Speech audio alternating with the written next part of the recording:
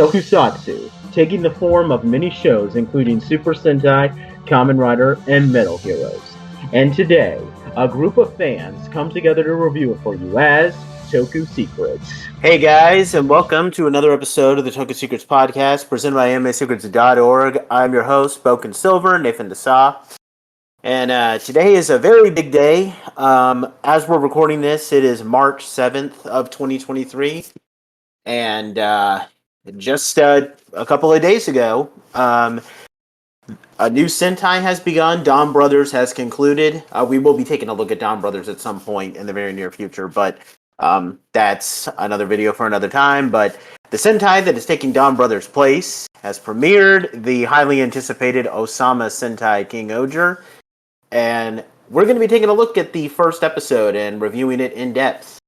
We have the whole team on again today, so I'll let them say hi real quick. Go ahead, guys. Hey, Pat Chicken Red here. Hey, I'm Riz, and I'm Gokai Red. Anthony, Curry Green. Wow, the roll call actually went pretty smoothly this time. Yeah, don't get used to it. Yeah. won't happen again. Watch next time. I say I'm Gokai Red, then we have to wait for Anthony to be like, oh wait, yeah, that's me. I'm next. Do we want to just do it like a order change where we'll just say, hey, I'm first, and then you go next, then you go next. I thought we already established that Patrick goes first, and I go second, and you go third. Okay, that's perfectly fine. I thought we would jump, because sometimes we'll switch it around, but I don't know. I don't know. We'll figure it out. Anyway, King-Ohger. So, we already made a video talking about the themes way back when we got some early scans of it. We talked about in depth how much we like the suits, which the suits are still awesome looking even in action. So we gave a pretty basic preview. Not really much to talk about with what we were thinking going into this Sentai, because we've already made an entire video podcast. I'm sorry, talking about that. So with that said, we're gonna hop right in. But first, we should probably talk about what the themes are regarding this Sentai, as well as a couple of firsts, because despite this being the 47th Super Sentai, it's actually got a few firsts. I'm going for it. So it has a royalty theme, and the Rangers all have insect motifs, as we've established. Mm-hmm. So, first Sentai with a royalty theme. There was kind of some stuff with it, with Shinkenger, with Takeru being the Lord, but that's not really royalty. This is the first Sentai, believe it or not. It's still amazing how it's 2023 and they're only just now doing this. This is the first Sentai where all 5 of the Rangers, so the full team, have an insect motif. We've been talking about how we wish they would do insects. I even remember once at the beginning of one of our Jew-Ohger videos, I said they were never going to do a full team insect motif because Kamen Rider monopolized it. Well, I was wrong. They finally done it. There were previous Sentai Rangers with insect motifs, but they were both only duos. We had the Go Riders, Kabuto Rider and Kawaga Rider from Hurricaneger. They were adapted into the Thunder Rangers in Ninja Storm. And then we had the Beaten Stag Busters from Go Busters, or the Gold and Silver Grid Battle Force Rangers from Beast Morphers. So this is a big first. Now, a big thing is we have a first-time head writer for this Sentai here. His name is Minato Takano. So from what I've read, he worked directly under Yuya Takahashi, who was the head writer for Kamen Rider X-Aid, Kamen Rider 01, and Kamen Rider Geats. And he apparently did some writing work for that, which, Anthony, you've seen those Kamen Rider seasons, so is this a pretty good resume for him to have? Oh, yeah. I definitely can agree with that. All right, cool. This is his first time working on Sentai, and he's also actually pretty young too. Like he's barely young, older than me. He's like 30. So, well, I'm 30, so he's as old as me, basically. yeah. Probably the youngest Toku writer that I've seen lately, since a lot of them are much older. But that's beside the point. Anyway, we're just gonna go over the basics of this plot. The episode is called "I Am King." So we start off with an opening narration where in a land called Terra, 5 warriors united under a guardian spirit known as King-Ohger, which is the giant mecha this season, and they defeated an evil empire called the Bugnarok. And after that, the warriors all went their separate ways, and they created their 5 individual kingdoms with their individual pieces of King-Ohger called the Shoe Gods. And they have ruled over these kingdoms for 2,000 years in peace, but unfortunately, there's a prophecy that the Bugnarok will one day return. And with their return seeming imminent, all of these warriors are called to the capital kingdom of Shugodom, and it is here that we are introduced to our to 4 of the current kings. So we have Queen Ran Himeno, who is pretty young. She's kind of vain and beautiful. Your typical, posh queen, I guess you could say. She comes from the high-class Ishabana kingdom. We get more of a hot-blooded strongman named Kaguragi Dibosuki, who is king of the Tofu kingdom, which is a bit more agricultural and maybe kind of resembles more of like a traditional Japanese culture. Like he's considered a lord; they don't call him a king, and he looks like a warrior. So you could probably say that he's like this is like how the samurai from like the feudal era worked. We have a mysterious and soft-spoken Rita Kanasuka, who's queen of a winter kingdom called Gokon. Who, Anthony, I think you were saying this. The way she dresses, she looks like what's that character's name? The Genist from My Hero Academia. That's cool. Yeah. Yeah, my fiance and I have been watching that show recently, so I immediately got those vibes. Nice. And then we also have the highly intelligent yet also very arrogant Yanma Gus, who's king of a very technologically advanced in Kosofa kingdom. And also, we're introduced to a peasant in the Shugodom kingdom called Gira, who's, just playing around with his friends, just screwing around like a typical peasant. So the other 4 rulers, they arrive in Shugodom, where they meet the king of that kingdom called Rakules Hasty.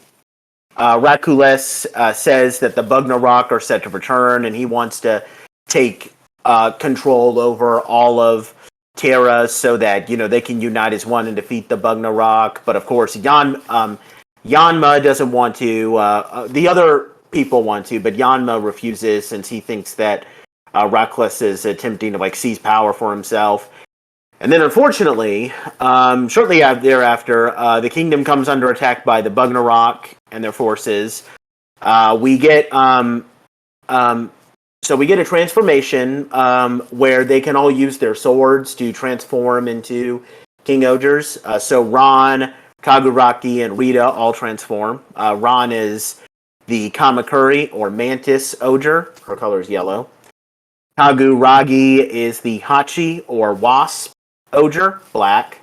And Rita is the Papillion or Butterfly Ohger, violet, although it's more of a lilac color, as Anthony kind of pointed out in our previous podcast.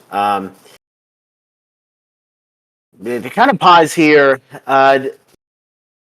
the transformation sequence is kind of weird, where they don't even get a sequence so much as it's just this big jewel, just appears over them, and then they shed it, and then and then they transform. What do you guys think of the transformation sequence? Yeah, can I say something first? Yeah, go ahead. maybe I might be like leaning more into this, but if I'm wrong, then that's fine. What I want to maybe assume is that because this is insect themed, what if it's like a cocoon and they just hatch from it? You know what I'm saying? Thinking the Like same how thing. butterflies and stuff. You know, that's the I vibe I think was that's what getting they're from going for. Yeah. But I like it Yeah, so. yeah, it's still pretty good. And I mean, like we said, I mean, we can't really stress this. Those suits are awesome. I just, I don't know. Like I remember, like I know we've already spoken about this, but I remember when people said that like these suits were going to have capes and they were going to have a more armored appearance, like the Mighty Morphin suits from the 1995 movie, and I was kind of worried, but those suits have not disappointed. They looked awesome in the early scans, and they still look awesome today. Yeah, Um, I wouldn't call them top tier Sentai suits, but it is nice to get another team with capes. Yeah. It's yeah. what are they? Just the third team with capes? I think Uh, so, yeah. Go Ranger, Magi Ranger, and these yeah. guys. Yeah. So it'd be third. Yep. I mean, unless you want to count like an individual person, like the Black Knight / Magna Defender. But Yeah, Doesn't yeah. count. I was talking core team. yeah, you're right. Um, but anyway, um, while there's a big fight against the Bugnarok, we get a scene where Yanma is attempting to activate King-Ohger from the Kawagata Shoe God, which is resting in the Shoe Godom, but it won't. But it won't answer his call. And then, while this is happening, Gira heads to the castle. He's begging Reckless to help because it should be noted that Gira idolizes these heroes. He thinks that they're like amazing, they're like gods, and he's asking him like, why isn't he helping? And Reckless, who turns out to be this completely corrupt king, because I mean, aren't all kings kind of corrupt like this? He intends to use the attack as a distraction because he wants to invade Yanma's kingdom in Kosopa because he wants to gain absolute power for himself, like full control over the land of Terra so that he can bring peace. And Gira gets really pissed off and he steals Reckless's sword. He declares himself the new king and basically says, like, if this is your form of justice and good, well, then I'm going to be evil and actually protect people. So he declares himself a new evil king. The sword answers his call when he transforms into the Kawagata Ogre. Kawagata is a stag beetle, and it's red. And as he transforms, he arrives in the cockpit of King-Ohger, which, King-Ohger is also the name of the mech for this season, which that's kind of confusing, I'm not going to lie. Like, I think we already spoke about this. Like, couldn't they call it something like King-Ohger? Like, actually, I can't really think. King-Ohger Robo, yeah, something like that.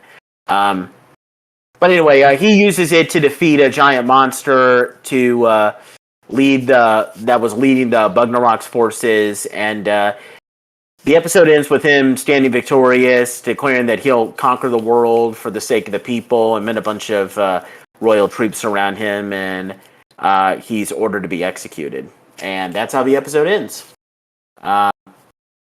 So, anybody want to take their first whack at this and their early thoughts? Yeah, I will. All right, cool. Okay. So I have a lot of thoughts here, but I'm going to start with the most important one first. It is so nice to have a Sentai with a strong opening like this because I haven't seen one in some of the more modern Sentai that was this strong in a while, in my opinion. Mm-hmm. I don't know. Maybe Anthony has a different opinion, but of the pilots I've seen almost every pilot, excluding Ryu Soldier, I think, in recent times, and none of them drew me in like this one did.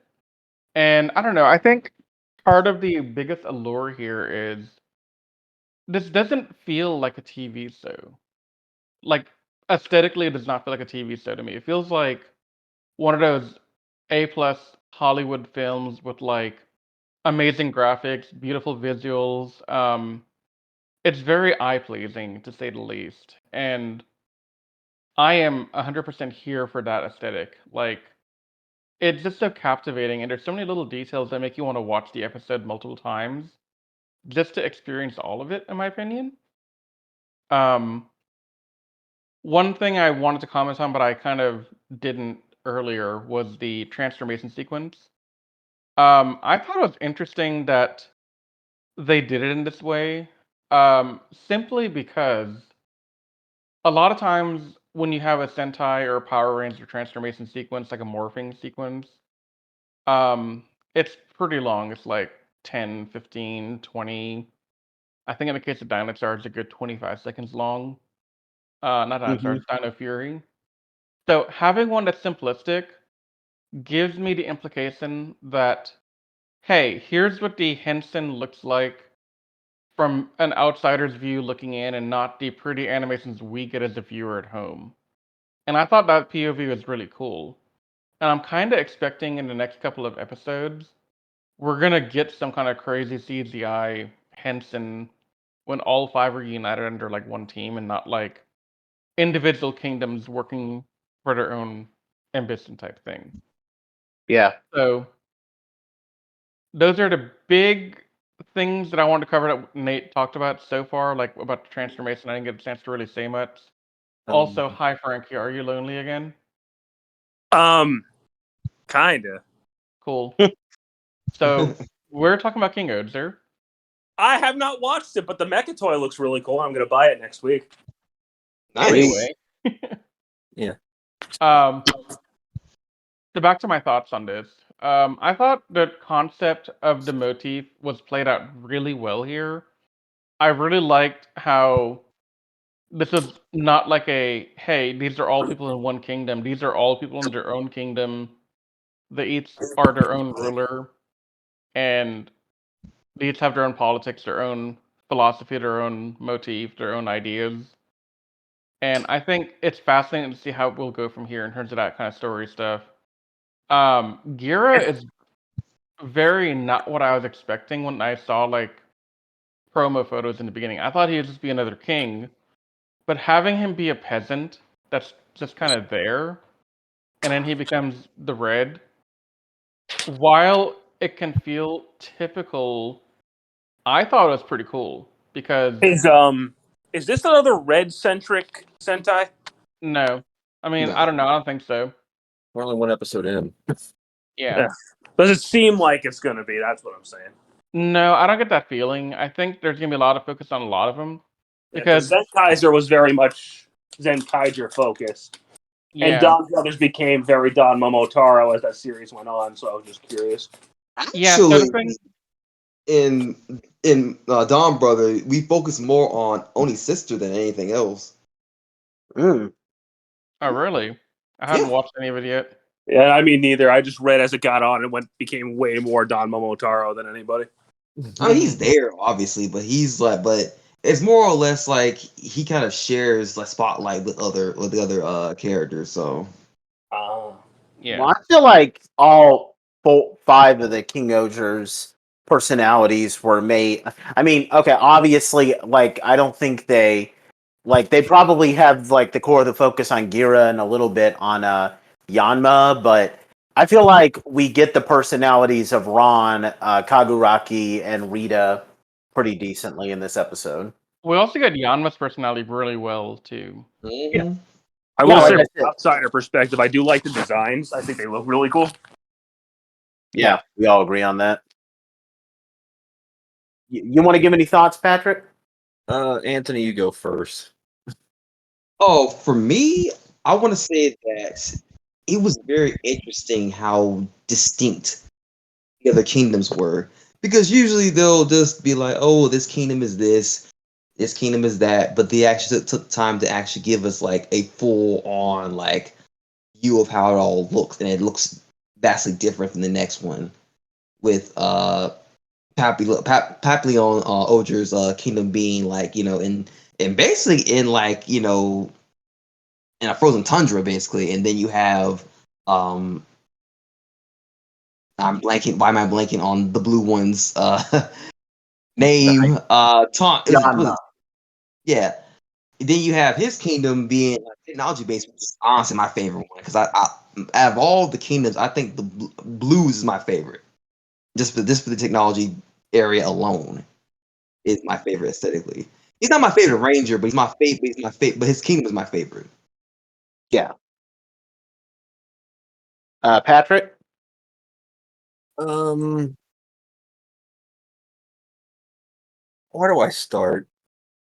I feel That sounds like it's gonna be a Riz grant. this episode kind of, I've gone on about this. I've made this complaint about a lot of modern Sentai and a couple of other videos before, where I think they have a real bad job of pacing the start of the season, and I think this episode really encapsulates that complaint I had. This felt like 3 episodes jammed into one, and it felt so suffocated to really explain and expand on itself. How we went from there's 5 kingdoms and they each have a king that's a ranger tied to this bug god, and then they all come together, and then the evil guys come out, and then a peasant goes in and hijacks and he gets the saber somehow, and like, slow down. It felt like an opening 3-parter jammed into 22 minutes, and I don't like these fast-paced Sentai openings. I don't. And yeah, I think I felt I this can was attest to probably that. I feel like this was probably the worst case of it so far. You think so? I think so. By the time the episode was done, I was like, what? Honestly, I got more whiplash watching Kia Ranger than this. I mean, this is pretty bad though. I mean, okay, so you're not wrong. There is some bad pacing. I will give you that. And I think listening to you, my opinions might be in a state of I'm wearing the glasses of somebody who's been watching a lot of bad stuff lately. Um, So, like, Geki Ranger, Deadman, have not been the mean, greatest things in the world, right? Like, no, but then but also on the side, I've been watching newer Sentai, like Kia Ranger, which, I mean, okay, it's not bad, but it's also not great, like. That's kind of how I feel too. Thank you. So, but I so mean, me seeing, you them trying to attempt to make something that's, has a decent story and has some really cool lore, I get excited really quick. So I think I have the glasses on of somebody who has been waiting for something good to happen. yeah, I know, but it's like they I know that they're eventually going to tackle a lot of the stuff in this, like lore and all this stuff, in future episodes, because that's just how they do it. But I would rather the slow build up and kind of the misdirection, because Red wasn't, because I wasn't paying attention to any of the promotional stuff, so I wasn't expecting Red to be this peasant, low tier, low on the food chain type person to go in there and get the sword and become Red like that. And I felt if that was like the final moment of like episode 2, where we're kind of led on to think that the lead king is the actual Red, and then as it bleeds through the 2 episodes, you start realizing that he's a piece of crap, and then he goes in there and gets the sword. And I think the sword granting him access to change into Koaga Red is a bit flawed also. Is that all it takes? You grab the sword, I'm the king of something, and then it's like, okay, yeah, you can change now. That Here- that was my here- biggest. That was me with the crux on the Riz rant I was going to give later. So it's either he's related to this guy, or that thing's validity check is very lenient. I'm kind of expecting the former to be the case here, honestly. Yeah, so am Like I. I'm expecting this to be some runaway prince or some kind of, hey, this kid was illegitimately born to the royal family, so we kicked him out and threw him on the Yeah. road. And here he is Or now. maybe he was the son of like maybe someone who was like the true king of Shu Godum, but then Reckless like staged a coup and took over. I mean, Okay, that the seems plausible. way Patrick made it sound is like in Digimon Adventure 2020 when they started with Omegamon. Yeah. I hope it's not that fast. No, it's not like that. It's It's not different like than that. But if we don't get some kind of plot of this guy is actually related to the king, are you telling me that the only thing he had to do to become Kawagata Ohger was walk in there and says, "I'm the king of my own domain," and then he gets the powers? Like, It's like what? a DBZ abridged. I want it. Yeah, I want it. I'm the king Well, of I blank. think Here you go. so. I think with the amount of lore we're given in episode 1, I'm half expecting the rest of the season to be expanding on that lore and giving us more info as we go along. Yeah, and I don't think then this will be a case of like, other seasons where they give us a bunch of lore and then they don't do anything with it. yeah, but then that also brings me back to something Frankie often mentioned a couple minutes ago is if this is going to be centered around is he the real king and the rivalry between crap, what was his name? Yanma? Rita? No, Ratless? Gira. Gira, yeah. Gira and the king he stole the sword from. If this is going to be like a tug of war between those two, this season could very well go down the red centric path very quickly and very unapologetically. When it probably shouldn't, because each kingdom probably has their own struggles, their own cultures, or all this stuff, and how the king ties into that. And I would like to see that expanded upon and have every king kind of flourish in their own spotlights. Because they could easily do things where some of the Rangers go off and do solo stuff, which something Sentai has rarely done, and with this concept. But I'm afraid that this season's setup could very easily have this go down a very red is like 90% of the story thing really quick. And Yeah. I'm hesitant with this. I mean, And see, the concept of the season is cool, but the pacing and the explanation so far giving me a bit of a hesitancy on how this season could go. no, I definitely see what you're saying. Again, I'm taking those glasses off of somebody who is on the hype train very obviously, right? Like Yeah. Yeah. I'm seeing where you're coming from here. I definitely understand your concerns, and I definitely think you have reason to think so. Because you're right. This could turn into a very red-centric thing. But my reason for thinking it may not is look how strong of a character Yanma was in like just 10 minutes. Mm-hmm. Like, do you really think we're not going to have focus on Yanma going forward? I mean, that was also how we all felt at the start of Kyoryuger, when we're like, all these characters are from different backgrounds and they have such strong personalities. I can't wait to say, and they're all irrelevant by episode 20. Right, but see, the thing with that Actually, what was happened to Kyoryuger? Yeah. kind of, Oh, I yeah. don't think they really established the personalities of the other Kyoryugers besides King in the first episode, though. Yeah. Well, the difference between King and Garrett, in my opinion, I might be wrong here. I think King was more obnoxious than Garrett. You think so? I don't think Garrett's that obnoxious at all.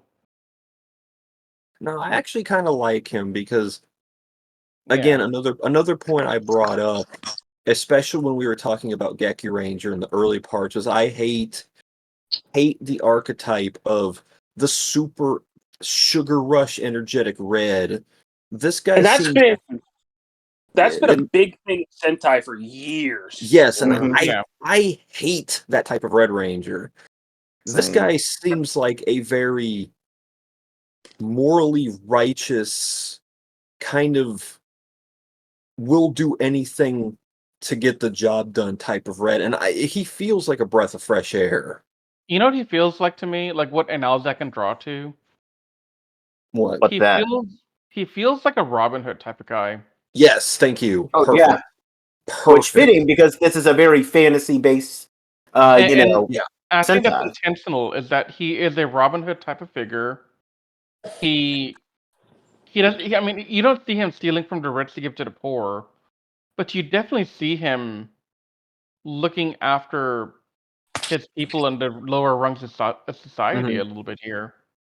You know, they And- show him goofing off a little bit early on, like, you know, he's, you know, hanging out with his friends and then like reenacting the King-Ohgers. But, you know, he looks up to them. He's playing his heroes. I mean, there's nothing wrong with that, I don't think. I mean, he's a kid.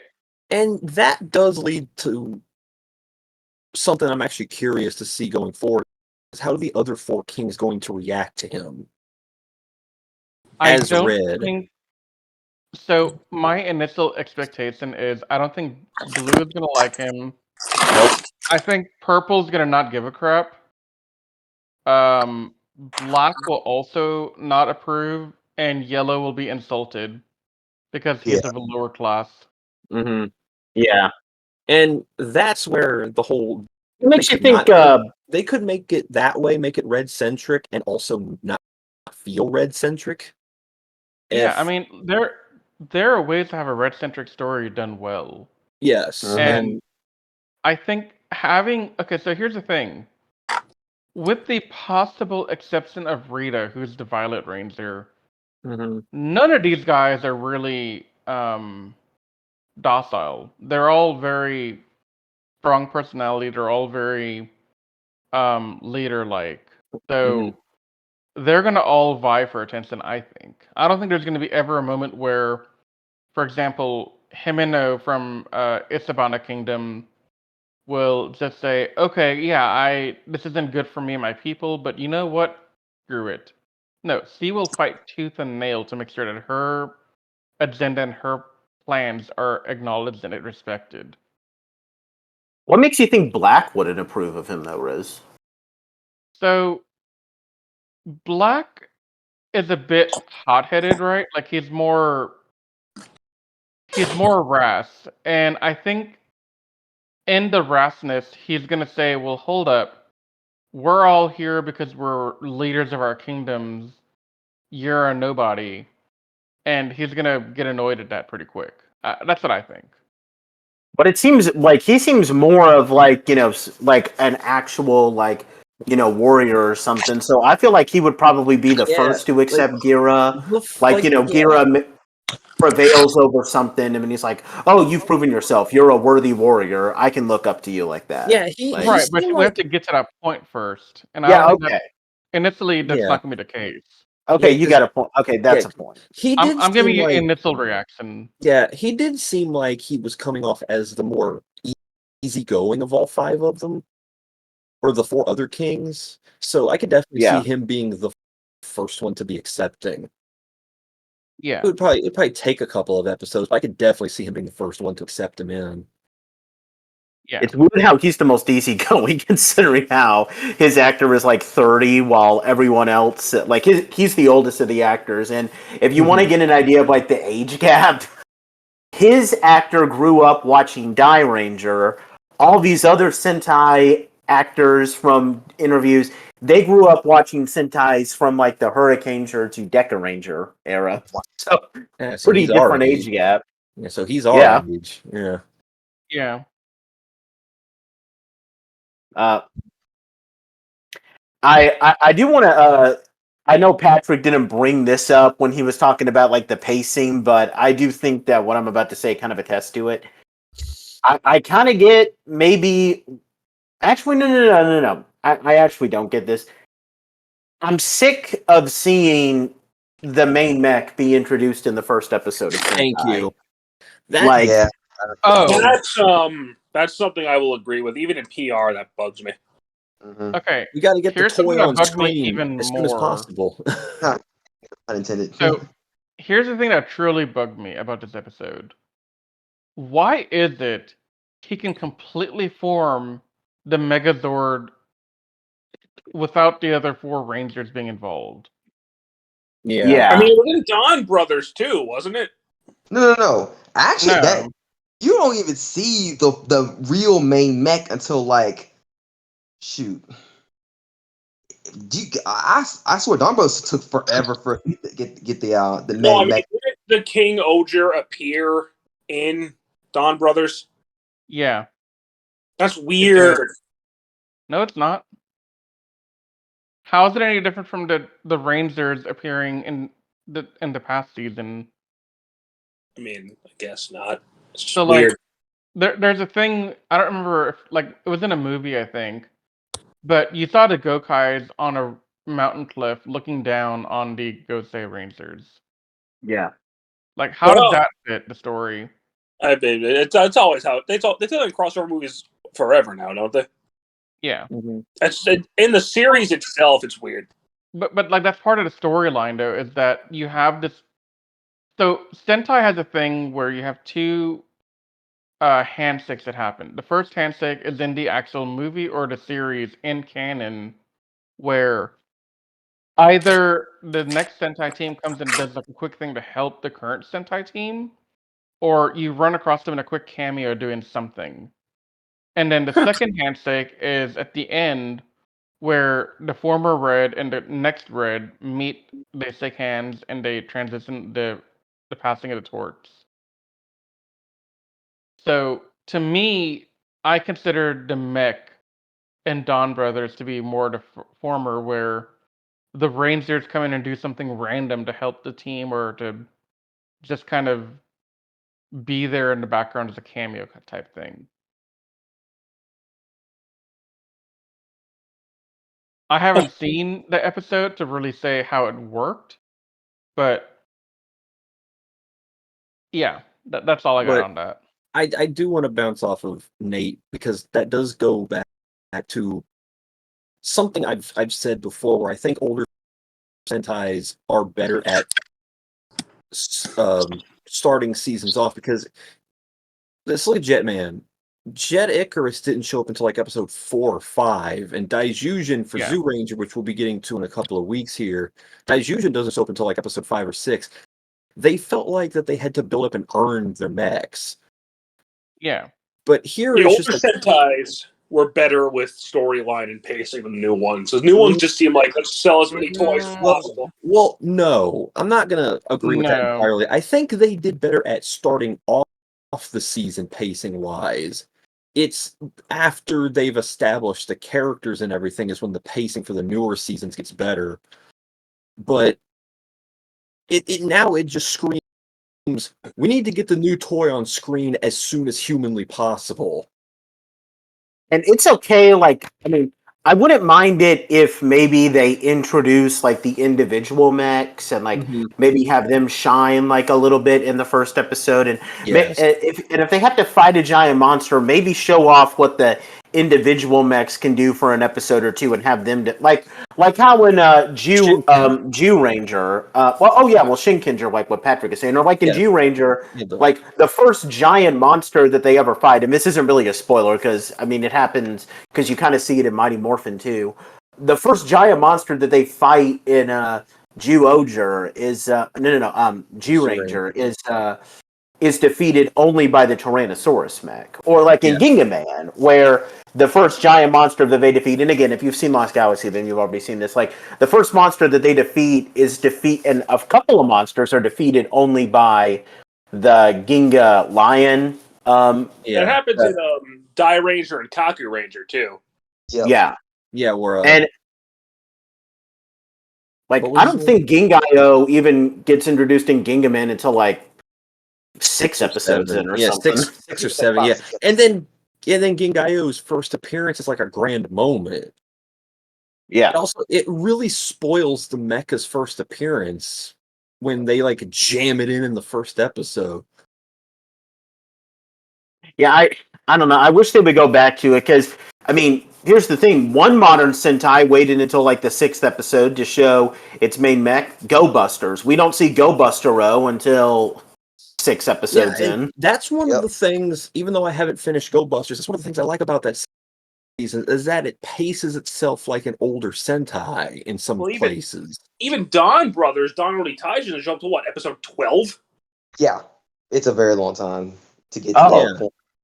Okay, maybe I might have to watch. That actually makes me kind of optimistic for how Don Brothers is. Don Taijin doesn't show up to like episode 12. Yeah. It's crazy. Wow. Because what That's happens that Don Momotaro uses like his motorcycle and combines that with Yeah, it's a carryover from Zenkaiger for the first couple episodes. Zenkai was it Zuon? Am I saying that right? Juran. Zuran. Yeah. I just feel like every Sentai since starting with Tokuger is the most recent. I know this is weird, but like Tokuger is the most recent Sentai I've seen all the way through. But I've watched the premieres of most Sentai. I except maybe Ryu Soldier and Akira Major. But with that said, like now I do remember. I don't think Lupin Ranger versus Pat Ranger had introduced the mechs in their first episode, but I'm They just didn't. yeah, you're right. But I don't think Ziozer did either. no, I remember G. Roger did it. I'm pretty They sure. did? Yeah. Yeah. I've actually just- watched the first episode. That thing was there. I'm just Oh, and in Real Soldier, they introduced the combined mech. It literally shows up in like the last Yeah. bit of the episode. So Every bit of that Legends of the Hidden Monkey reference.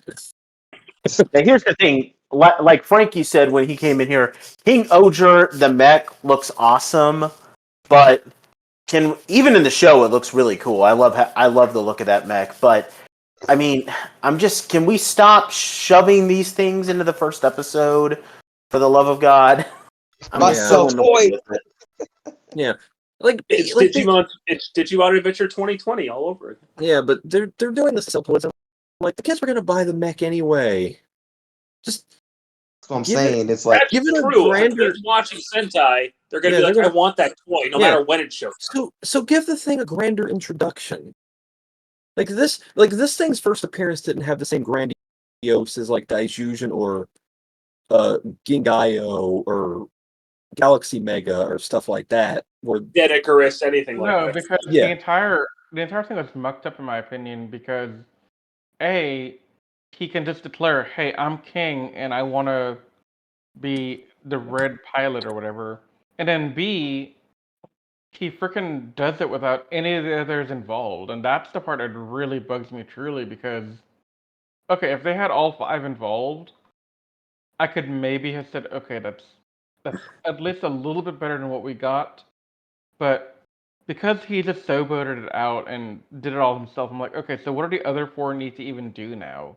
They're kind of redundant. how do you even know how to even ride this thing? Because it's not like how you normally sit in the cockpit and you just like have the controls or whatever. No, he's literally doing this via Pacific Rim where he's like standing and having a whole bunch of like circuitry on his body and stuff like that, like a body it's like a bodysuit almost, but it's not. Mm-hmm. and you want to know what would help fix some of these problems? Make it 2 or 3 episodes long instead of just 1 episode. Yeah. Hey, Anthony, I know this is unrelated, but please tell me that Kira Maijin doesn't appear in the first episode of Kira Major. No, it does not. Oh, thank God. Okay, I can look forward to watching that now. Here's what's really interesting about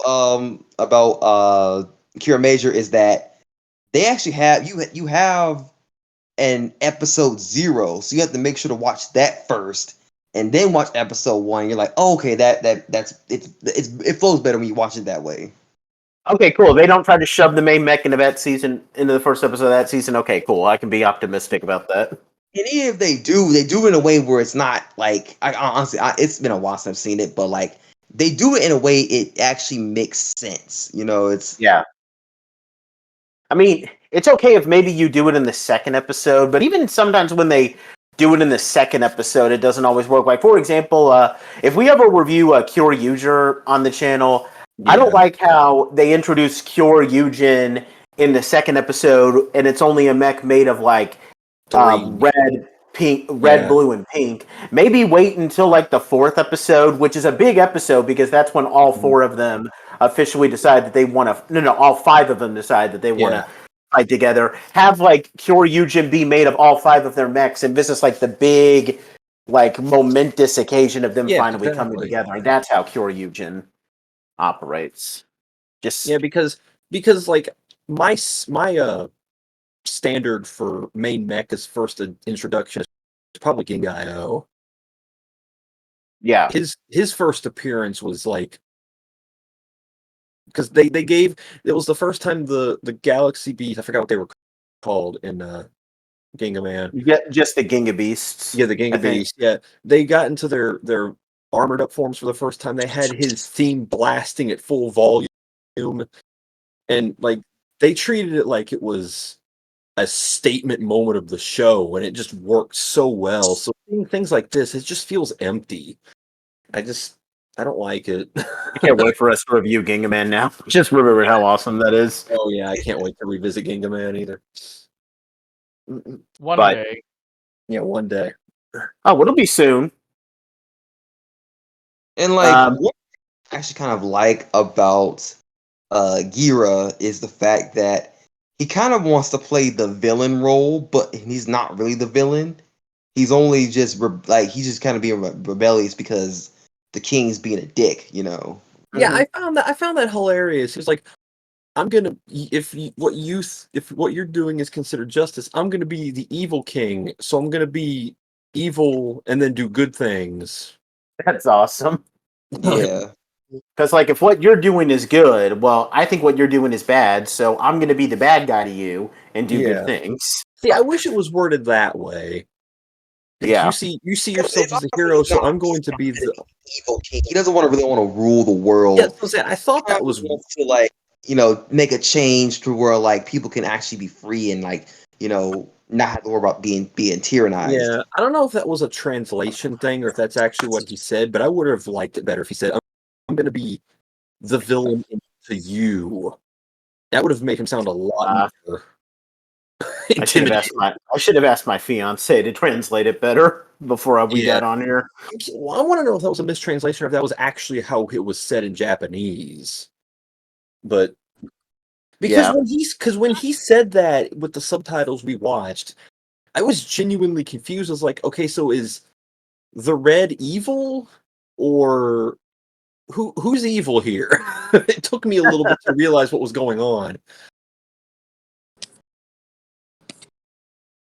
I don't think he's evil. I think he's just No, he's not. But at the moment, it was the way he said that to him. He's like, "I'm gonna be an evil king." I thought he was declaring that he was gonna be the bad guy when he wasn't. It was just really confusing dialogue.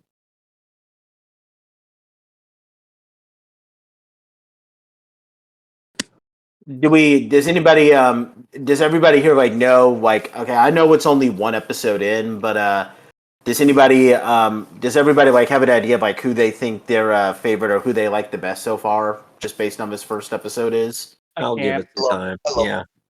He's awesome. Who? He said yellow. He said yellow. No, I said black. Well, black. No, yellow's okay, but she's not my favorite. No, I said black was my favorite. Yeah, I heard yellow. I need to see more of these characters in their element before I say. Yeah, I can't declare anyone yet. I mean, if you ask me, I'm going to tell you Marvelous, but yeah. but I do think that this, like, if I'm going to give this episode like a grade just based on like, us getting the vibes of the personalities of these people, like, I really don't think that even though this ultimately it does kind of focus predominantly on Gira, I do think that we're shown enough of the other King-Ohger, so I don't think it was completely Gira centric. Like, I at least get vibes on who these other people are. It's more Yanma centric than anything else, honestly, or like Rattless centric.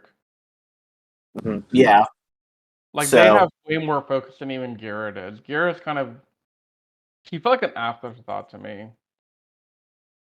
Like, to be honest, I mean, I know that, like, you, me, and Brisby and Anthony reviewed, kind of gave some early things on, like, the personalities of these, but I honestly, it might have slipped my mind that Giro was supposed to become red, so much like Patrick, I was actually kind of surprised when he became red, because I had no idea Yeah, that me was too. I actually forgot going to about that. happen.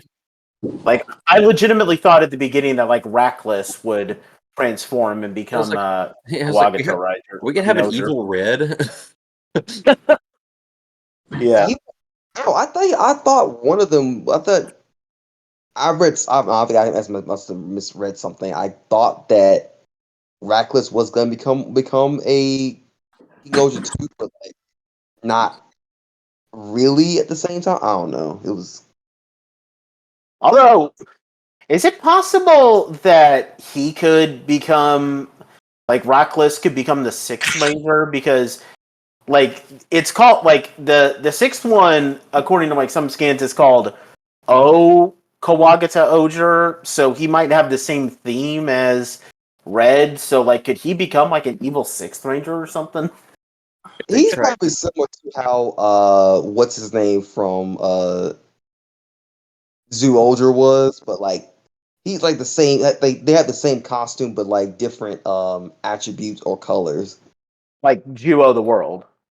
Not Zoo of the World, but Zoo of the Bird. Oh, okay, yeah, you're right.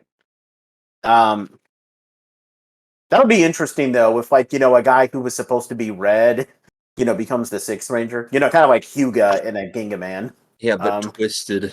Well, we'll still have it Yeah. probably Sixth Ranger, but he's just a I don't I don't know I don't know what to call this because he wouldn't be a Sixth Ranger, but then Treat him like Time Fire or Quantum Ranger, where he's kind of his own entity for most of the season, and then maybe gradually starts to join the team as time goes on. Like the original Magnet Defender. Yeah, Or Gosei Knight, as much as I or hate Ghost making that comparison. yeah. Oh, don't do this to yourself, Nathan. You're better than this. Like a rogue sixth ranger would be kind of nice. It When's the would. last time we had Go one of on those? Wings are kind of rogue. The Go on Wings, Yeah, I guess. a little bit if you kind of stretch it. Don't do another purple Evil Ranger like Don Murasabe or something. Because they've done that like twice now. oh yeah, because they did it with Stacy and then they did it again with Don Morrisame. They might go that direction again. Is it? Do we want to? I mean, does anybody else have anything they want to say? No, I'm good. No, all I'm gonna say is I came in super hyped with the glasses of like, oh my god, this is amazing. But I'm definitely starting to see a lot of faults in it as we talk more about it. I have something to say. What's No, you that? Your don't. opinion doesn't count. Ant-Man and the Wasp was mid. Don't watch it. Well, that is bug thing. Well, that does keep in the bug It is motif. something. That's not Frankie. You're kind of sort of not really on track. Can we say that? Can we say that we feel optimistic for this, or cautiously optimistic at least? I'm 50-50. Cautiously optimistic about it. One thing that really irks me though is that the villains just come out of freaking nowhere and Yeah, I said, know. They're "Here, supposed to. we don't get a like a view of their lair saying that we're gonna plan to attack them. No, they're just out in the open saying, oh, we're just gonna open attack them over I like for honestly felt like it Well- would have been better if they didn't show the main antagonist at all and just kind of had his minions show up without an explanation. yeah. I would prefer that over Well, anything else. I think the idea here was they're supposed to reappear 2,000 years later? So I imagine they disappeared where they were 2,000 years ago. Mm, Maybe? I don't know. maybe, I don't How know. they appeared. It's not the fact that they're appearing. It's just I don't like how they appeared. Yeah. Like, I'm gonna have to really go deep with the Power Rangers thing. You guys remember the scene with Korag coming out of the little crack in the gate or whatever, and appearing and like being all menacing and say, "I'm finally free." I wish that was what would happen with these guys. Mm-hmm. They're like, we're finally free. We're finally back after all these years or whatever. That would have been a better thing for it. Yeah, I could see that. Yeah. But to be fair, I mean, I don't know. Modern Sentai has its flaws, but Yeah. I don't know. I'm still cautiously optimistic. I don't. I think. I'm seeing the flaw. I'm just noticing the flaws too. So I'm gonna say I'm not cautiously optimistic. I'm gonna say I'm optimistic because I have faith. Well, if there's one thing we can't have faith in, Riz, it's that you might not hate this as much as Geki Ranger because Michiko Yokote isn't the head writer of this Sentai. So, yeah. No, I will not hate this as much as Geki Ranger because I already have a better impression of Red than I did with Zahn. Yeah, that's true. Damn. So even if No. you're not really a big fan of this, at least you can say it's not Geki Ranger.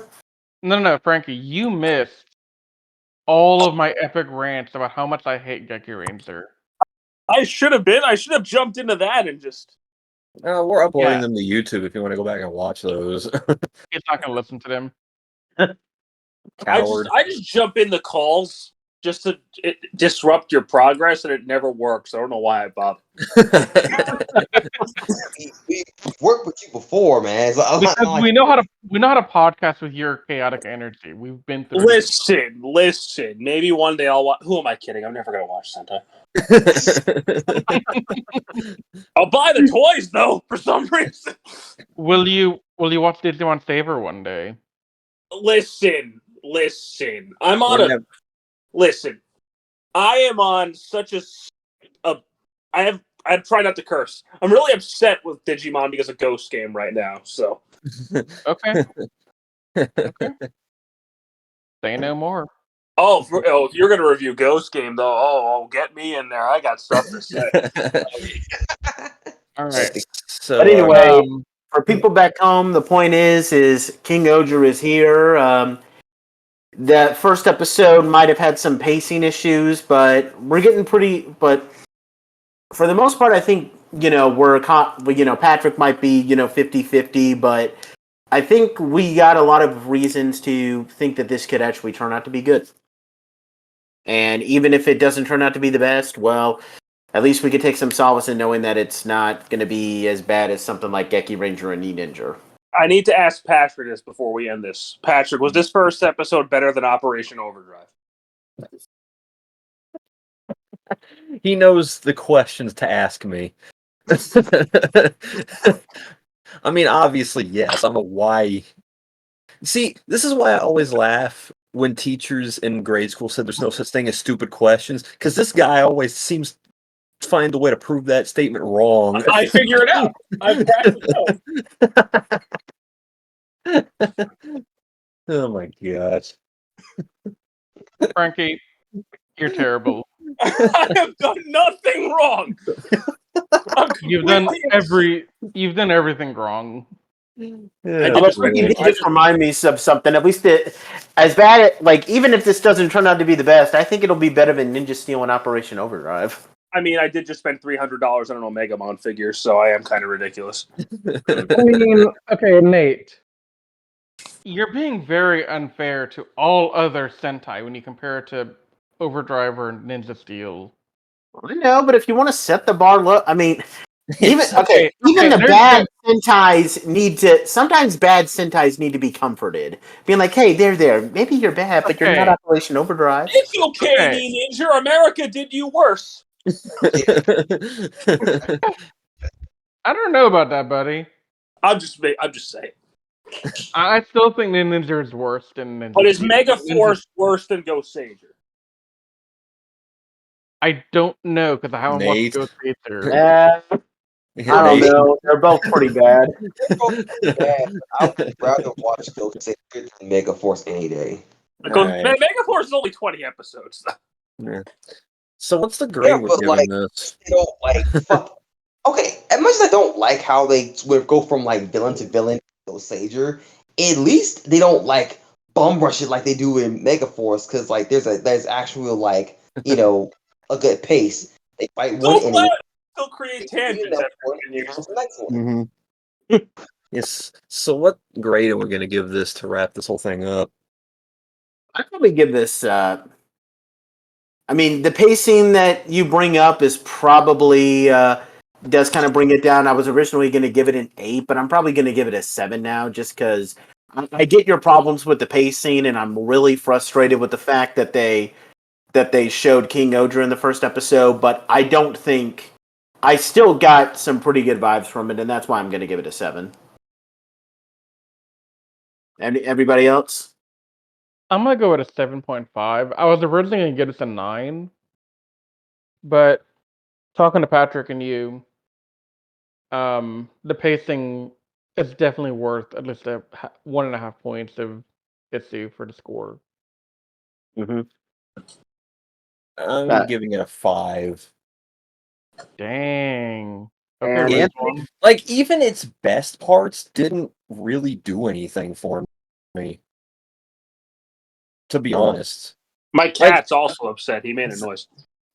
like you guys went on about how well characters were characterized in this episode, but honestly, I don't see it. We got like 2 seconds, or like 2 to 10 seconds of each of them expressing their personality like once. Yeah, great characterization. Okay, but remember the wasn't bar it is set wasn't- it low wasn't because of enough for Geki me. Ranger. Yeah, but still, it wasn't enough for me to really say it was good characterization. It was just like the most basic and minute character introductions you could possibly do. yeah, So, I guess I see where you're coming from. Yeah. Yeah. Anthony, what about your grade? I'm gonna give it a 7 too. I would have given it an 8, but it's just the fact that they literally introduced the mecha so early on, and it's like they should have just waited and at Yeah. least have them actually pilot each of their mechs, and not just have one pilot, the entire mech, robo. You know what I'm saying? Would That's the Red thing pilot that- the whole thing? Yes. Yes. Oh my god, that's stupid. Oh, and, yeah, and thank by the you. way, It is stupid. Red did this in Re Soldier, so it's like it makes me like, it's giving me Re Soldier vibes again, because I remember I hated What they. for you, soldier? That thing was mostly Red's mech. Yeah, it was most Red's mech, because the other two mechs were like They were also. just armor pieces for Red. But you know what's crazy though is that like freaking Dawn Fury did it way better, because they just had Red's mech be shown up in the second episode. In the third episode, they get the Megazord. Well, if Hasbro's doing something right, it's that. Anyway, anything else anybody wants to say? Nobody asked what my score was. Come on. You didn't see it. You don't know that. We do. You said you watch it. I never Okay. said that. You put in words. My closing thought is, Yep. because we haven't aired any of our Gridman content yet, I can safely say, thank God this isn't Geki Ranger. Yeah. I will Yeah. forever give that so crap. I'm sorry. Not really. Hey, That's we're the new about- Wild Force. Oh my we're god. about, no, don't worry. I'm- We're about to watch Zoo Ranger. I'm gonna make him see the light Right. by the time we're done with that crap. Oh, it's like that scene from Tangled. And now Oh. I see the light. God. We're ending this podcast here. Nate, get us out of here. Yeah. Oh, well, just one other thing. I mean, don't worry, Rez. After we do Gridman and Geo Ranger, we can do Time Ranger, and then you'll have something good to talk about. So, Yeah, in like 3 months from now. yeah, you're. Anyway, so that wraps up this. I want to. So first of all, just a brief thing on how we're going to be handling King-Ohger. We're going to try to do one King-Ohger podcast a month. So we'll be doing it in 5s. So I guess we'll wait until the 6 episodes come out, and then we'll do reviews on those. We'll try to have the whole crew, although if some of us decide that maybe this isn't for us, I mean, they're free to just drop out. So Patrick, if you feel like you can't do it, don't feel like you have to do it. I'm gonna give it 10 episodes and then go from Yeah. there. So that's our schedule. So hope and we'll try to do this, for all other Sentai that come out. We're trying this new thing, and we'll try to do some reviews on some more recent Sentais as well. Hopefully soon.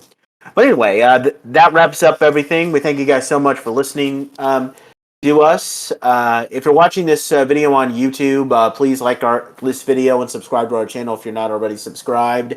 Please leave a comment down below with anything you want us to review, and we will take your comments into consideration. Check us out at animesecrets.org, and check us out on our Facebook, Instagram, and Twitter pages. And also going to give a personal shout out to the people who listen to us on Spotify and iTunes. Once again, we thank you guys so much for taking the time to listen to us. Join us next time. I believe that the next podcast that'll be posted is our first time taking a look at Gridman. But until that time, we'll see you guys later. And we want to say we love you guys, because without you guys, we would not be able to do this. So we love you guys. Take care.